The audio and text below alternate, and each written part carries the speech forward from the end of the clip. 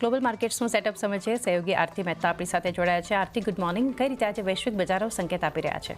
Good morning ચાંદી. અને global સંકેતોની વાત કરી લઈએ તો જો યુએસ તરફથી કોઈ સંકેતો નથી, કારણ કે મેમોરિયલ ડે નિમિત્તે આજે યુએસના બજાર જે છે તે બંધ રહેતા દેખાય છે. પણ શુક્રવારે ખાસ કરીને ઘટાડા સાથે એમનું ક્લોઝિંગ આપણને યુએસના બજારમાં જોવા મળતું દેખાયું હતું. ત્રણેય ઇન્ડાઇસીસમાં એક વેચવાળી આપણે જોઈ છે.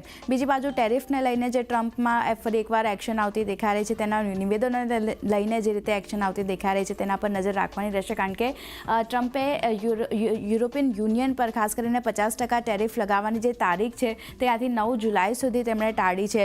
રેસિપ્રોકલ ટેરિફ પર 90 દિવસની રોક જે છે તે ત્યાંથી 9 જુલાઈ સુધી તેમણે રાખી છે. એટલે 9 જુલાઈ સુધી અહીંયા ટેરિફને લઈને કોઈ નિર્ણય નહીં આવતો જોવા મળે.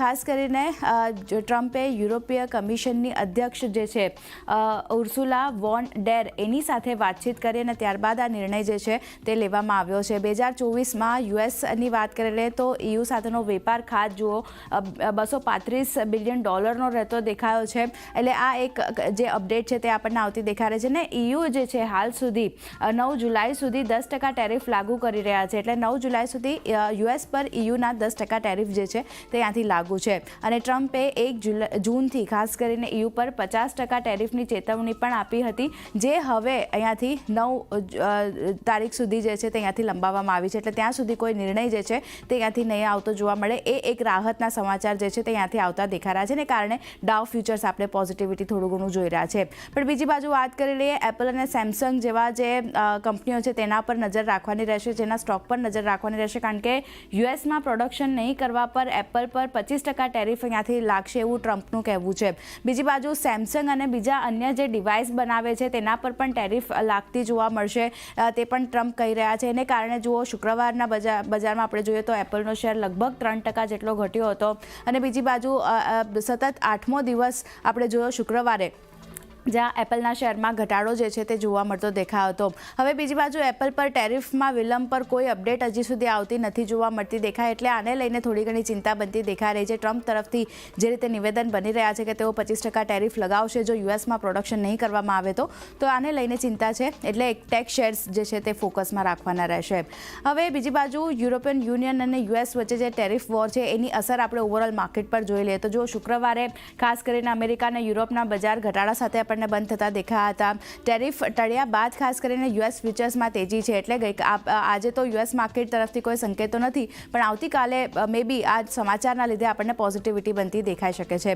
અમેરિકાના ડોલર ઇન્ડેક્સની વાત કરી લઈએ તો સતત $100 નીચે જે છે અહીંયાથી કામકાજ આપણે જોયું છે. અને હવે 99ના સ્તરની નીચે પણ ડોલર ઇન્ડેક્સ આપણને આવતો દેખાઈ રહ્યો છે, જે 2023 બાદ સૌથી નબળી સ્થિતિ જે છે તે આપણે ડોલર ઇન્ડેક્સની જોઈ છે. એટલે અહીંયા પણ એક ધ્યાન રાખવાનું રહેશે. અસર ખાસ કરીને આપણે જોઈ રહ્યા છે. સોનાની કિંમતો ઘટતી દેખાઈ રહી છે. બીજી બાજુ વાત કરી લઈએ તો ક્રૂડ ઓઇલના ભાવમાં પણ એક ઘટાડો આપણે જોઈ રહ્યા છે.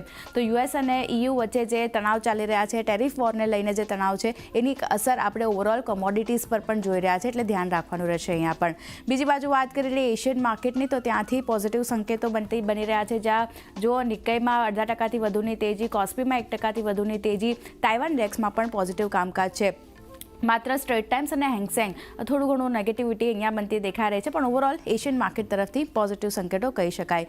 ગિફ્ટ નિફ્ટીની વાત કરી લઈએ, શરૂઆતી કારોબારમાં આશરે 41 પોઈન્ટની પોઝિટિવિટી આપણે જોઈ હતી. અત્યારે જુઓ 49 પોઈન્ટની આસપાસની ખરીદદારી સાથે ઇન્ડિકેશન મળતા દેખાઈ રહ્યા છે. તેજી સાથે ઓપન થાય તેવા સંકેતો છે. લેવલ સ્પેસિફિક 24,929ના લેવલ અત્યારે ગિફ્ટ નિફ્ટી તરફથી આપણને બનતા દેખાય છે. તો ક્યાંય ને ક્યાંય જે રીતે ઓવરઓલ ક્રૂડના ભાવ ઘટી રહ્યા છે, ડોલર ઇન્ડેક્સ ઘટી રહ્યો છે, FIS તરફથી વેચવાલીનો આંકડો નથી આવી રહ્યો, તે એક પોઝિટિવ સંકેતો આપણા માર્કેટ માટે બની રહ્યા છે. અને આપણે ખાસ કરીને તેજી સાથે ઓપન થાય તેવા સંકેતો અત્યારે બની રહ્યા છે. જી આરતી, આભાર.